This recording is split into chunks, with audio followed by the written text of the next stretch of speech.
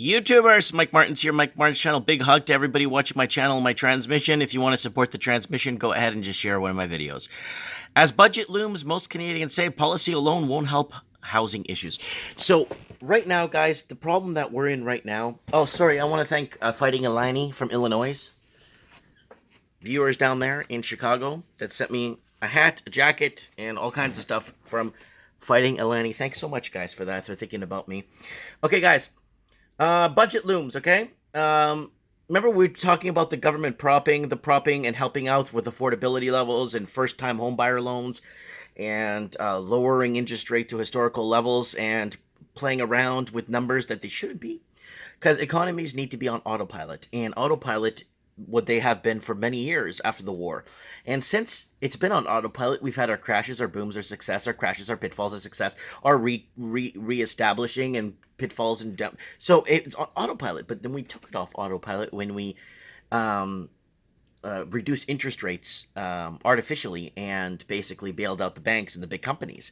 Now, what's happening now? They took the wealth away from us, and now this article here sums up what is happening, and it's happening in Canada, Australia, New Zealand. It's happening everywhere because government intervention, they should leave things on autopilot because the housing crisis we're in right now should have crashed many times before. So as budget looms, most Canadians say policies alone won't help housing issues, says poll. Okay, whoa. I hate when it does that. It just leaps like that. Here we go. Housing is expected to be a key topic in the upcoming federal budget. The majority of people who live in Canada say they don't believe affordability issues can be helped with government policy measures alone. No, there is no way. There's no way you could get paid more, right? That's according to a new poll from Zukasa that found that while most of 82% of the country's residents say the issue of housing affordability is negatively impacting Canadians, 55% the government policy intervention isn't enough to fix the problem.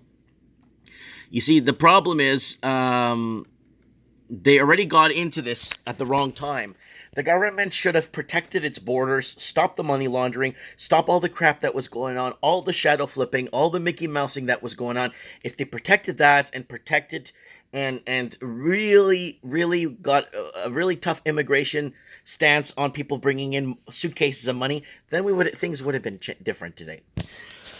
With housing shaping to be a big campaign in the issue ahead of October's federal election, Finance Minister Bill Monroe has signed a pre-election budget on March 19, including measures will be aimed at making housing more affordable for young buyers.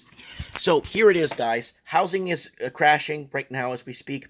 There's an oversupply on the market, and if they don't have those first-time buyers in the market, it's over. It's done. I said it about Australia, the same thing. Since Monroe first hinted in January, the government is considering ways to addressing the housing affordability. Experts have weighed with high suggestions like increasing maximum mortgage amortization periods, keep you in debt longer. So instead of paying your house off twice, you pay it off thrice. The total length of time it pays off a mortgage and changing the mortgage stress test rules. They want to bring it from 2% to 0.5% if rates go up.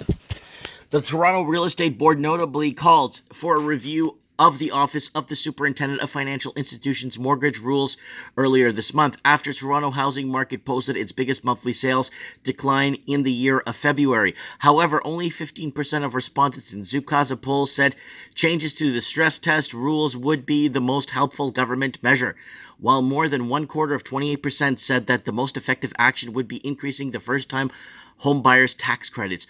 Only 10% said the rising maximum mortgage amortization rate would be the best option to ease affordability issues. The poll was conducted online from March 1st to 11th, a survey than more 1,000 people living in Canada. So guys, we have huge issues here. Australia has it, New Zealand has it, the UK has it.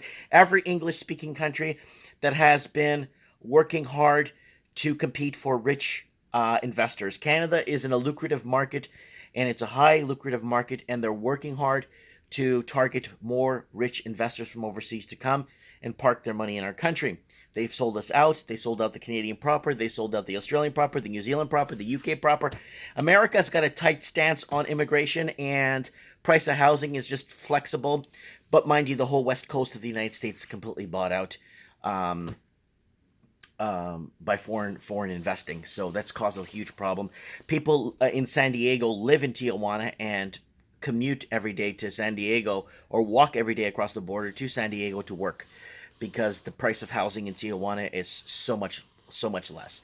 Let me know what you guys think in the comments below. I'd like to know. I feel so sorry for Australia the most because it's really hard for them to escape. They're on an oversized island, and the only place they could run off to that's close enough that speaks English is New Zealand. And the problem with that is they have their own housing concerns there and a huge, massive disaster on their horizon. Let me know what you guys think. Comment below, and if you want to help the transmission, please share one of my videos. God bless everybody. Big hug to everybody, and thank you very much.